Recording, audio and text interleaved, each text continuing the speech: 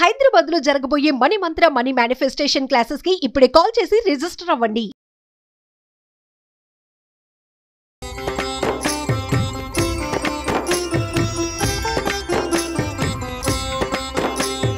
నమస్కారం. విష్ణు పురాణం 8వ భాగంలోకి వచ్చాం. దీంట్లో చాలా సమాచారం ఉంటుందండి. విష్ణు పురాణంలో కథల కంటే సమాచారం ఎక్కువ. తాపీగా వింటేనే కానీ కొన్ని విషయాలు అర్థం కావు. మళ్ళీ మనం రీకలెక్ట్ చేసుకోవటానికి ఈ విషయం చాలా బాగుంటుంది. ఆసక్తికరమైన విషయాలే చెప్పబడుతున్నాయి. అయితే ఇప్పుడు సూర్యుడు ఏ రకంగా సమస్త భూతకోటికి అన్నపానాదులు ఇస్తున్నాడు అనే విషయాన్ని చెప్తున్నారు. సూర్యుడు 8 నెలల పాటు తన కిరణాల చేత భూమి యందున్న నీటిని ఆకర్షించి మిగిలిన 4 నెలలు వర్ష రూపంతో వదిలిపెడతాడు. మనకు తెలుసు, సైన్స్ పాఠం ఇది కదా.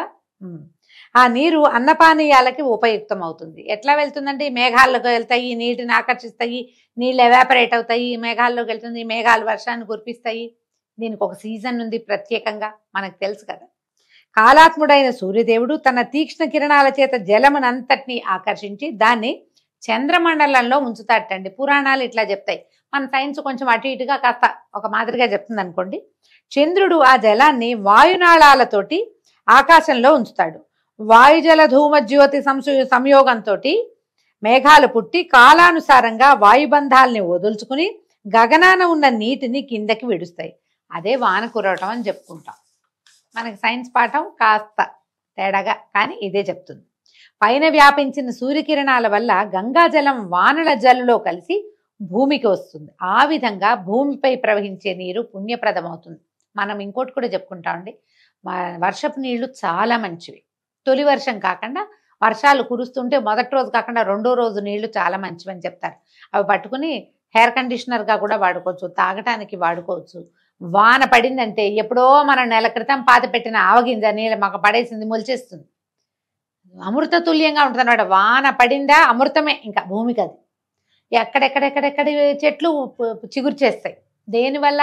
ఒట్టి రోజు నీళ్ళు పోస్తే అంత స్పీడ్గా రావు, వాన పడిందంటే వస్తుంది. దాంట్లో ఇన్ని రకాలు జ్యోతిషులు కలిసి ఉండటం వల్ల అనమాట. కృత్తిక నుంచి బేసి లెక్కలో ఉన్న ఆ నక్షత్రాలలో మేఘ సంబంధం అక్కర్లేకుండానే వాన కురుస్తుంది. మనకు తెలిసిందే కదా. దిగజాలు ఆకాశగంగలో వినోదంగా మునిగి తేలుతూ ఆ నీరు కూడా కిందకి చల్లుతాయిట. ఈ విధంగా వాన రూపాన నీరు పుడమికి వస్తుంది. అది స్నానానికి దివ్య తీర్థం అవుతుంది. మేఘాలు కురిసే వానలు నింపుగా నీటిని కలిగించడం వల్ల సస్యాలు ఓషధులు సమృద్ధిగా పుట్టి భూతకోటికి ఆహారం కలిగిస్తాయి. దాని చేత బ్రాహ్మణులు యజ్ఞాలు యాగాలు చేయటం, దాని చేత దేవతలకి తృప్తి కలగటము జరుగుతుంది. లోకంలో వేదాలు శాస్త్రాలు యజ్ఞాలు హోమాలు అన్నదానాలు జరుగుతున్నాయంటే వాటన్నిటికీ కారణం వర్షమే. ఆ వర్షం కురిపించే దేవుడే సూర్యుడు. ఆ మహానుభావుడు 2 దిక్కుల యందును ఉత్తరాయణ దక్షిణాయన సౌజ్ఞలతోటి సంచరిస్తూ ఉంటాడు. ఆ దేవుని రథాన్ని మునులు దేవతలు భుజగులు యక్షులు గంధర్వులు దైత్యులు అచ్చరల మంగళగమనాలతోటి రక్షిస్తూ ఉంటారు. మహావిష్ణువు శక్తి మూలాన పద్మబాంధవుడు సప్తర్షుల సూక్తాలతోటి దివ్యతేజో విరాజమానుడై లోకాల యొక్క చీకట్లని రూపుమాపుతూ ఉంటాడు. లోకాలకి ఆదిత్యులు అధిపతులుగా ఉంటారు. వాలఖిల్యాదులు మౌనులు కీర్తిస్తుండగా ముచ్చటగా అచ్చర్లు నాట్యము గంధర్వులు గానము సురలు పరివారంగా ఉండి పనులు చేయటము నాగులే మోకులుగా సూర్యరథాన్ని లాగుతూ ఉండటము, ఇలాగా పద్మబాంధవుడైన సూర్యుడు శీతోష్ణ జలరోచిష్యులతోటి విష్ణుశక్తి ప్రభావమే అంగరక్షగా అన్ని లోకాల్లోనూ దర్శనమిస్తూ వెలుగుతూ ఉంటాడని చెప్పగా మైత్రేయుడు ఇట్లా అడుగుతున్నాడు, దేవా, ఇప్పుడు నీ చొప్పున నువ్వు చెప్పిన రకంగా ఆలోచిస్తే ఎవరెవరో ఏవేవో చేస్తూ ఉండగా అందరూ అన్ని పనులు చేస్తున్నారు. ఒకళ్ళు వాడి ఒకళ్ళు నాట్యం చేసి ఒకళ్ళు తాళ్ళుపుచ్చుకు లాగి ఇది చెప్తున్నావు కదా, అతని యొక్క ప్రత్యేకత ఏమిటి, సూర్యుడి యొక్క శక్తి ఏమిటి అని అడిగితే, ప్రత్యేకించి ఆయన మహత్వం ఏమిటో చెప్పవలసిందే అని అడిగితే అప్పుడు చెప్తున్నారనమాట. దేవతల్లో సూర్యుడికి ఇట్లా ప్రత్యేకమైన తేజస్సు కలగడానికి కారణము శ్రీహరి యొక్క దివ్య శక్తి ఆయనలో లీనమై ఉండటమే ముఖ్య కారణమట. ఆ తేజస్సుతో బ్రహ్మాండ మధ్యమునందున్నటువంటి కటిక చీకట్లని రూపుమాపుతున్నాడు. ఆదినారాయణుని అంశలతో ఒప్పినటువంటి రుజగ సామవేదాలు 3 కూడా ఆ సూర్యుని మూర్తి నుంచి వెలువడి 3 సంధ్యా సమయాల్లోనూ వినవస్తూ ఉంటాయి.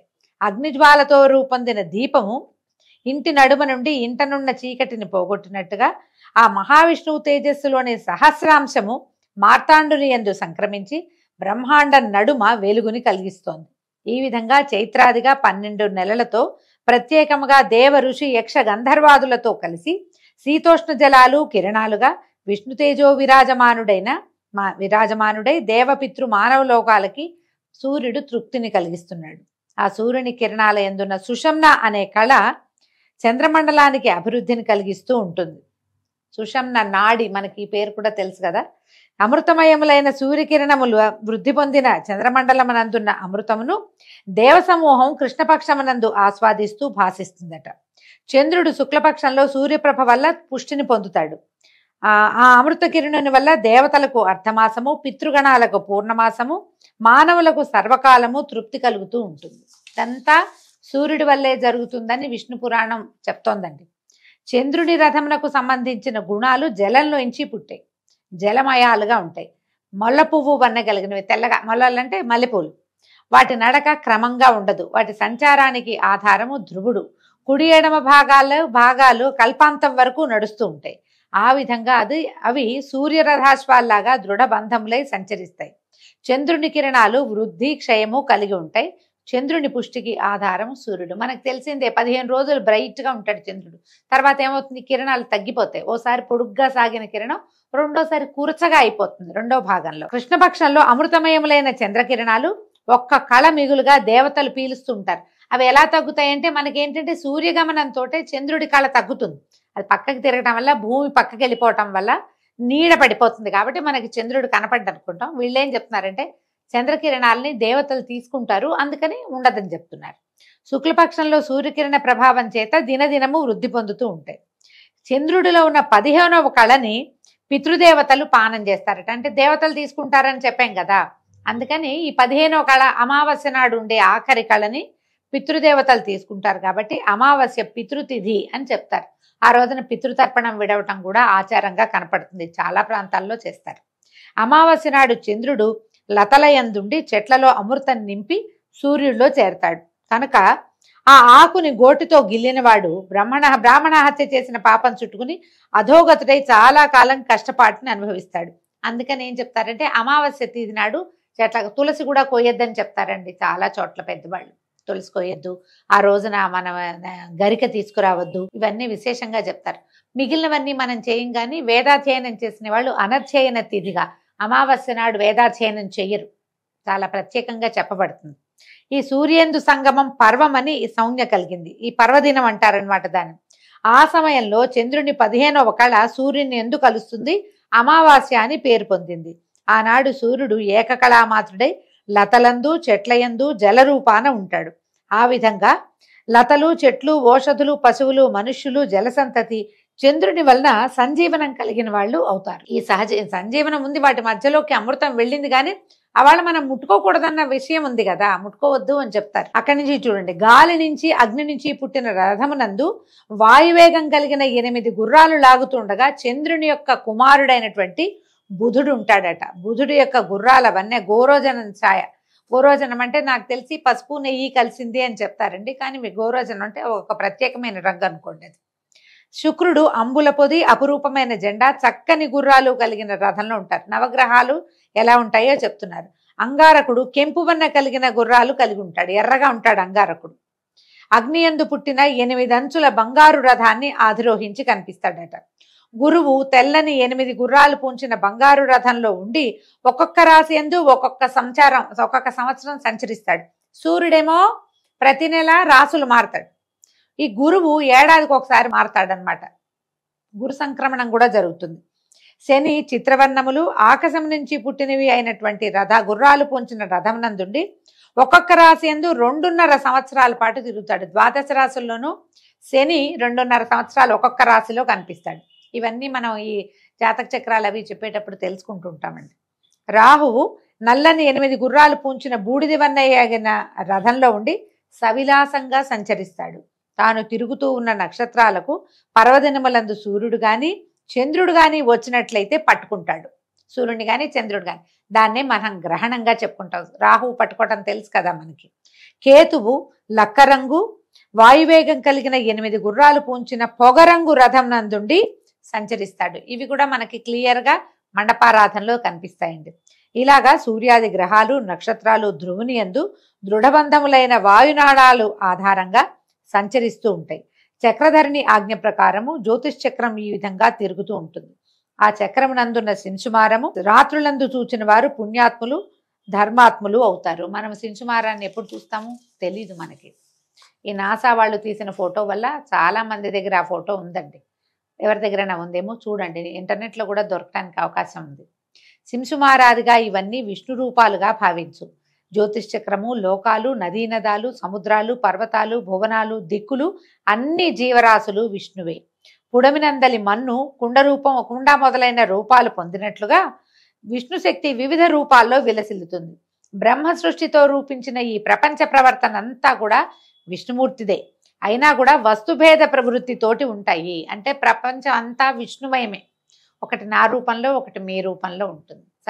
చరాచరం అంతా కూడా విష్ణు స్వభావం కలిగే ఉంటుందట. అయితే బ్రాహ్మణుడు కథ అడుగుతున్నాడు అనమాట. ఏ పాపము ఎరగని భరతుడు సాలగ్రామ తీర్థానికి వెళ్ళి యోగ సాధనతో విష్ణువుని భజించి ముక్తి పొందలేక మలి జన్మలో బ్రాహ్మణుడిగా జన్మించాడని ముందు కథ చెప్పావు. ఆ జన్మలో అతను గృహస్థ ధర్మాల్ని అనుసరించి ప్రవర్తించాడా లేదా పరతత్వ విద్యోపాసకుడై ముక్తుడయ్యాడా? ఆ కథ చెప్పమని అడిగితే జడ భరతుని కథ చెప్తున్నారండి. ఇప్పటికి 2 రోజులుగా మనం ఇవే విశేషాలే చెప్పుకుంటున్నాం. ముఖ్యమైన కథ ఇప్పుడు వచ్చింది. భరతుడు సాంసారిక సుఖానికి ఇష్టపడక మోక్షకాంక్షతోటి సాలగ్రామ తీర్థానికి పోయి అక్కడ శ్రీ మహావిష్ణువుని ధ్యానం చేస్తూ యోగీంద్రుడిగా ప్రసిద్ధుడయ్యాడు. హరినామ స్మరణ తప్ప ఇంకే మాట నోటి నుంచి వచ్చేది కాదట. హరినామ సంకీర్తన, హరిభక్తులతోటి ప్రసంగము, హరిపాద పద్మ పూజకి కావలసిన పదార్థాలు సేకరించటమే భరతుని నిత్యకృత్యాలుగా. అంటే ఇక సాంసారికమైన విషయాలు ఏం లేవు. ఇలా ఉంటూ ఉండగా ఒకనాడు కొండదరినున్న తీర్థంలో స్నానం చేసి ఒడ్డున కాలోచిత కృత్యాలు చేస్తూ ఉండగా నిండు చూలాలైన ఒక లేడీ అల్లనల్లనా వచ్చి ఆ నదిలో నీరు తాగుతూ ఉండగా భీకరంగా ఒక సింహం తాలూకు గర్జన వినపడిందట. ఆ ధ్వని విని లేడి బెదిరి చెంగుమని నీటిలో నుంచి ఎగిరి గట్టు మీదకి వచ్చేసరికి దాని గర్భపాతమై శిశువు అక్కడ పడిపోయిందట. ఈ గర్భంలో ఉన్న శిశువు నీటిలో పడిపోయింది. లేడి ఆ అదురుకి గట్టు మీద ఎగిరి దూకిన అదురుకి మరణించిందట. దాని గర్భం నుంచి జారి నీళ్లలో పడినటువంటి నీటిలో పడిపోయిన లేడి పిల్లని చూసి భరతుడు జాలిగుండెతో పరిగెత్తుకెళ్ళి దాన్ని ఎత్తుకొచ్చి మెల్లిగా తీసుకుపోయి తన ఆశ్రమానికి తీసుకెళ్లి పోషించాడు. అయితే అది మెల్లిగా పెద్దదైంది. సూర్యకిరణ సంపర్కం చేత శుక్లపక్ష చంద్రరేఖ ఎట్లా పెరుగుతుందో అట్లాగా భరతుని పోషణ చేత లేడి చక్కగా ఆరోగ్యంగా పెరిగిందట. మేతకి ఆశ్రమం నుంచి కొంత దూరానికి అడవిలోకి వెళ్ళి ఎక్కడైనా పులులు అవి కనిపించినా పులి పొలకు కనపడినా పరిగెత్తుకుంటూ వెనక్కి వచ్చేసేదట. ఆశ్రమం చుట్టూతా గంతులు వేస్తూ తిరిగేది. చక్కగా లేత కొమ్ములతోటి ఆయన మీద ఇలా గీసేదట. ముద్దు ప్రేమాశ్రయాన్ని చూపించేది. ఆయన యోగాసనం మీద ఉండగా ఒళ్ళో తల పెట్టుకుని పడుకునేదట. ఆసనం వేసుకుని కూర్చుంటే పర్ణశాల చుట్టూ పరుగు పెడుతూ లేత పచ్చిక మేసేది. ఇలాగా లేడి ఆయనకి ముద్దుగా ఉండేది. ఒక్కొక్క నాడు దూరంగా మేత కోసం వెళ్ళి అది ఎప్పటికీ తిరిగి రాకపోతే ఈయన దిగులు పడేవాడట. భరతుడు ఏమిటి ఇంతసేపు అయింది ఇంకా ఇల్లు చేరలేదని లేచి దానికోసం వెతుకుతూ ఉండేవాడు. ఏడైనా లేడి కనపడితే కనుక అదేనేమోనని దగ్గరికి వెళ్ళి చూసి అయ్యో ఇది అది కాదే ఏమైందో అని చింతపడేవాడు. సంసార ధ్యాస లేనివాడు ఇప్పుడు ఈ లేడి పిల్ల ధ్యాసలోకి వచ్చేసాడనమాట. గాలికి పర్ణశాలలో ధూళి రేగితే వచ్చిందే అని సంతోషంగా వెనక్కి తిరిగి చూసేవాడు. పొదల్లో కదలిక చూసి అందులో ఉందేమోనని వెతుక్కునేవాడట. ఇట్లా ఆ లేడి పిల్ల మీద వ్యామోహంతో కర్తవ్యం మరిచి ప్రవర్తించే స్థితిలోకి వచ్చాడు.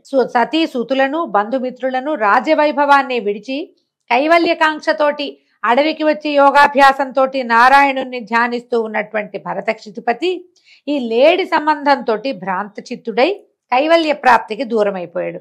ఇలా ప్రవర్తిస్తూ కొంతకాలానికి శరీర త్యాగం చేసేసాడు. ఎప్పుడైతే తనకి శరీరం విడిచిపోతున్నానని తెలిసిందో ఆ లేడిని చూస్తూ శోక సంతప్తుడై కన్నీళ్లు కారుస్తూ అయ్యో నా ముద్దలు కూడా నిన్ను విడిచిపోవాల్సిన దుర్దశ పట్టింది, దైవ సంకల్పం ఎవరు తప్పించలేరు, నేను లేకపోతే నువ్వేమైపోతావో అని ఆ లేడిని కావులించుకుని ఏడుస్తూ ప్రాణం వదిలిపెట్టాడట.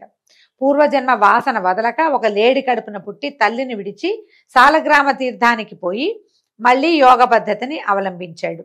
మళ్ళా లేడిలాగానే పుట్టాడు. ఆ ప్రాణావశేషాన సమయంలో దేనిని చూస్తారో దానిలాగా జన్మిస్తారు. నారాయణ నామస్మరణ చేసిన వాడు నారాయణుణ్ణే పొందుతాడు. ముందు గాథల్లో అది విన్నాం మనం.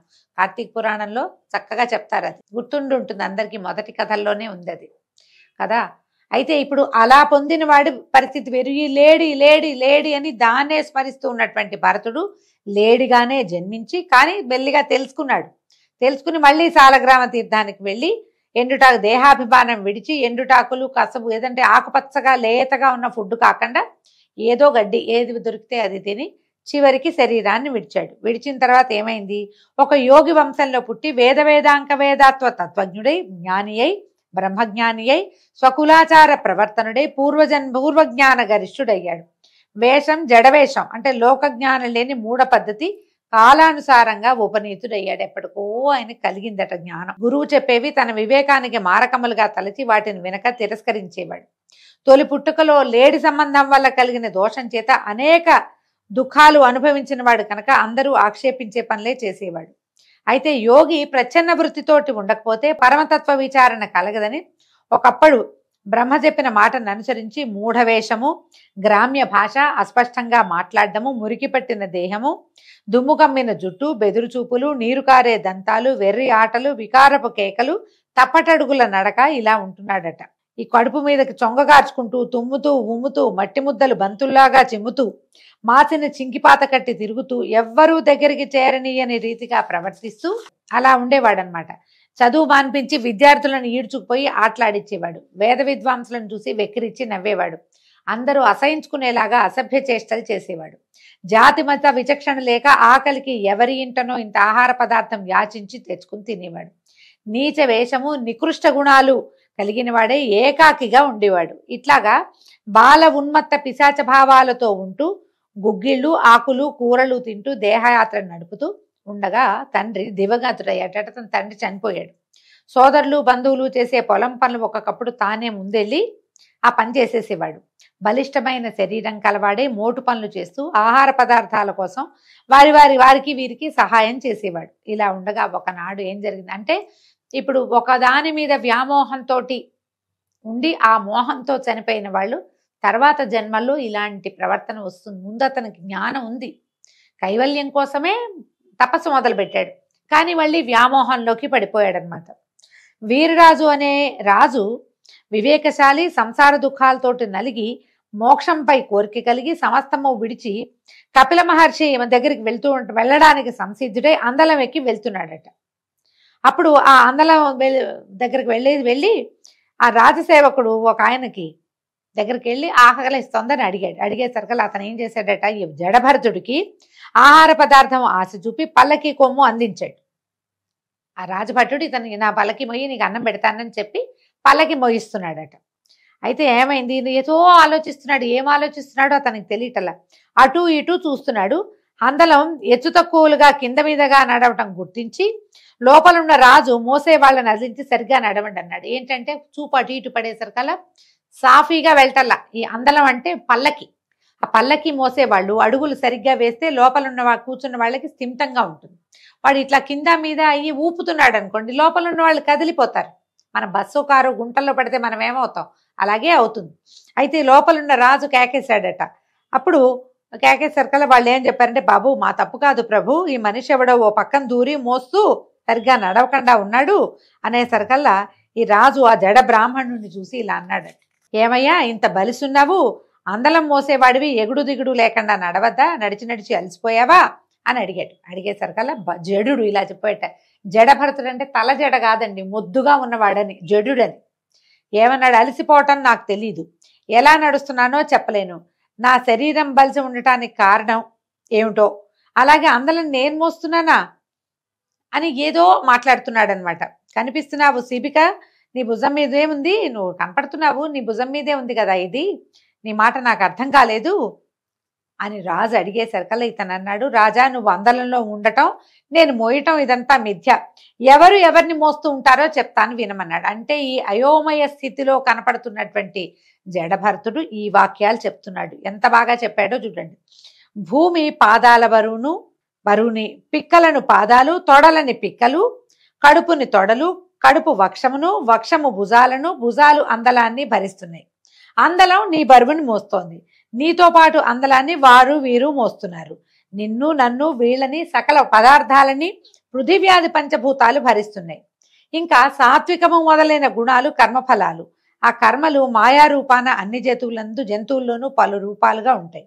ఆత్మ ఆ మాయకి అతీతమైంది. అది అక్షరము, అతిశాంతము, త్రిగుణాలకి వశం కాదు. అంటే ఈయన వైరాగ్యం బోధించేస్తున్నాడు. పదాలు మారిపోయినాయి చూడండి. అంతకుముందు ఒక వెర్రివాడి ధోరణిగా ఉన్న అతడు ఇలాంటి వాక్యాలు మాట్లాడుతుంటే వింతగానే ఉంది, కానీ చెప్తున్నాడు. హాని వృద్ధి దేహాధీనాలు కానీ ఆత్మాధీనాలు కావు. ఎందుకంటే ఇప్పుడు మనం పుట్టినప్పుడు ఎంత ఉంటామండి, మనం లోపల జీవిగా రూపొందించుకున్నప్పుడు ఒక బొట్టు, నీటి బొట్టు ఆధారంగా ఉంటాం. క్రమంగా శిశువు ఒక్కొక్క కాయగా మన జీడిపప్పు షేప్లోకి మారుతుంది, తర్వాత మారేడుకాయ ఎంత అవుతుంది, తర్వాత ఇంకా కొంచెం పెరుగుతుంది, తర్వాత ఇట్లా వంపు వస్తుంది, తర్వాత కాళ్ళు చేతులు లోపల అవయవాలన్నీ ఏర్పడతాయి. కాళ్ళు చేతులు ఏర్పడినా లోపల అవయవాలు చిన్న చిన్నవిగా ఉంటాయి, బయటకు వచ్చాక వృద్ధి అవుతాయి. ఇంత పసిబిడ్డగా పుట్టిన మనం 6-6.5 అడుగులో పెరుగుతాము.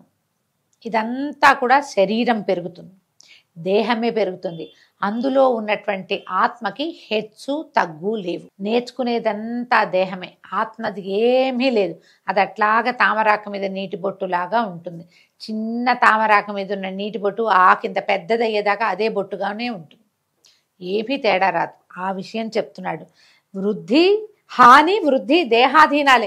ఇప్పుడు ఇంత వృద్ధి పొందిన దేహం హాని కలుగుతుంది, దానికి వెళ్ళిగా ముసల్తనం వస్తుంది, ముడుచుకుపోతుంది, మొహం మీద ముడతలు వస్తాయి, శరీరంలో ముడతలు వస్తాయి, ఇంత పొడుగున్న వాళ్ళు వంగిపోతారు, ఎముకలు చిన్నవైపోతాయి. ఆత్మ మాత్రం ఏ దీపజ్యోతిగా మనలో ప్రవేశించిందో అదే జ్యోతిగా అక్కడే ఉంటుంది, ఏమీ మార్పు లేదు. ఒకవేళ పోతే శరీరం పోతుంది, దేహి పోతాడు, దేహం వెళ్ళిపోతుంది. ఆత్మ నిత్యం, అది ఇంకో శరీరంలోకి చేరడానికి వెళ్ళిపోతుంది. దేహం మాత్రం పోతుంది. ఇంత చుక్కగా పుట్టిన మొదలుపెట్టిన దేహము 6.5 అడుగులు ఎత్తి చివరికి మట్టి మశానంలో కలిసిపోతుంది.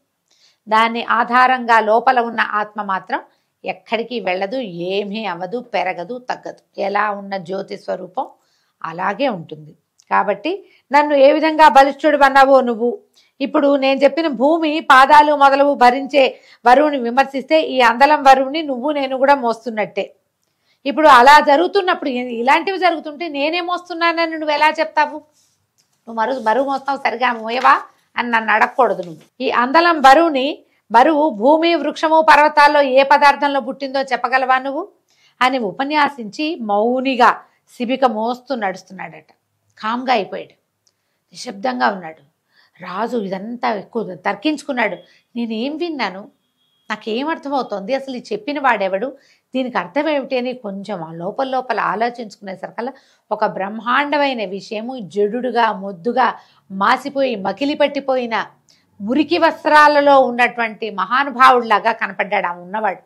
కనపడేసరికల్లా శిబిక ఆపు అని ఏం చేశాడట, గబగబా దిగి ఆ జడుడి పాదాలకు మొక్కి, మహాత్మా శిబిక విడు, దీన్ని వదిలిపెట్టేసి, తెలియక జరిగింది తప్పు, నేను పొరపాటు చేశాను, క్షమించు, నువ్వు ఎవరివి, ఎక్కడ వాడివి, ఇలా మూఢ పద్ధతిగా ఇలా మురికివాడిగా ఎందుకు తిరుగుతున్నావు అని అడిగేసరికల్లా ఇప్పుడు చెప్పాడట జడ బ్రాహ్మణుడు. రాజా, సోహం అనే వాక్యానికి అర్థం చెప్పడం అంత తేలిక కాదు. జీవులలో దేశకాలాల పరిస్థితుల్ని అనుసరించి చేసే కర్మలు, వాటిని అనుసరించి చేసే దాన ధర్మాలు, వాటికి తగిన సుఖ దుఃఖాలు అనుభవిస్తూ ఉంటారు. మనం చేసే కర్మల వల్లే మన సుఖంగానే దుఃఖంగానే ఉంటుంది, దాన ధర్మాల వల్లే అవి ఆధారపడి ఉంటాయి అనేసరికల్లా అప్పుడు రాజు అడిగాడు, నువ్వు బాగుంది, ఈ సోహం అనే దానికి అర్థం ఊహించి చెప్పటం కాదు, సాధ్యం కాదన్నావు, నువ్వు నిదానంగా చెప్పు, నేను నిదానంగా వింటానన్నాడు. నాకు అర్థం చెప్పు అనేసరికల్లా ఇప్పుడు ఈయన చెప్తున్నాడు జడభర్తుడు, సోహం అనేది ఆత్మకే చెప్పాలి, దేహాదులకు పరమాత్మకి సమన్వయించడం సరికాదు. నాలుక, దవడలు, పెదిమలు అనే వాటి యొక్క వర్తన నుంచే శబ్దం వెలువడుతుంది కనుక అహం అనేది విషయభూతం కాదు. కాబట్టి ఇవేవి సోహం నోట్లోంచి వచ్చింది కాబట్టి సోహం నోరే అని అనుకోవడానికి వీల్లేదు. కాలు, చేతులు, కడుపు, తల మొదలైన శరీరము ఆత్మ అని నిరూపించకూడదు. ఎందుకంటే ఇవన్నీ ఇక్కడే ఉంటాయి, ఇవి ఇక్కడ పుట్టాయి, ఇవి ఇక్కడే ఉంటాయి. ఆత్మ ఇక్కడ పుట్టింది కాదు. నీకు నాకు మిగిలిన లోకాలకి పరముడై ముల్లోకాలలో ఏకాకారుడై ఉన్నటువంటి సుచరిత్రుడు సోహం అనే మాటకి చెప్పదగినవాడు భగవంతుడు అన్నమాట. అఖండ పరిపూర్ణ మహత్వంతో లోకములందు ఏకమై కలిసి ఉన్న పరమాత్ముణ్ణి కాక దేహమునందు సోహం అనే మాటను సరిపెట్టడం వివేకశీలుని లక్షణం కాదు. ఈ సోహం అంటే నేను దేహిని అని చెప్పడానికి వీల్లేదు. ఇదంతా ఉన్నవాడు, ఈ ప్రతిదాని ప్రవర్తనకి కారణమైన వాడు వేరే వాడై ఉన్నాడో భగవంతుడు, అతని యందే ఈ సోహం అనే దాన్ని మనం చెప్పగలుగుతాం. నేనెవరు అని అడిగితే నేను ఫలానా పేరు చెప్తే అవదు. ఈ పేరు శాశ్వతం కాదు, ఈ శరీరం శాశ్వతం కాదు. శాశ్వతమైనది నిత్యమైనది ఏది అంటే ఈ భగవంతుడే అని చెప్తున్నాడు. ఇదిగో ఇంతకుముందు మనం చెప్పుకున్నటువంటి శింశుమార చక్రము, అందులో ఆయన మకర పుచ్చంలో ధ్రువుడు ఉంటాడు. ఈ సూర్యచంద్ర గ్రహాలని తిరుపుతూ ఉంటాడు. మనం ముందు చెప్పుకున్నదంతా ఈ జడభరతుడు రాజుకి వివరంగా చెప్పాడు. చెప్పేసరికల్లా ఆశ్చర్యపోయాడు అనమాట రాజు. ఇంకా ఏ ఏ వివరాలని ఈ జడభరతుడు రాజుకి చెప్పాడు, ఎట్లా భగవంతుని సృష్టి ఏ రకంగా ఉన్నదో మనం వివరంగా రేపు ఉదయం విందామండి. అంతవరకు సెలవు. నమస్కారం.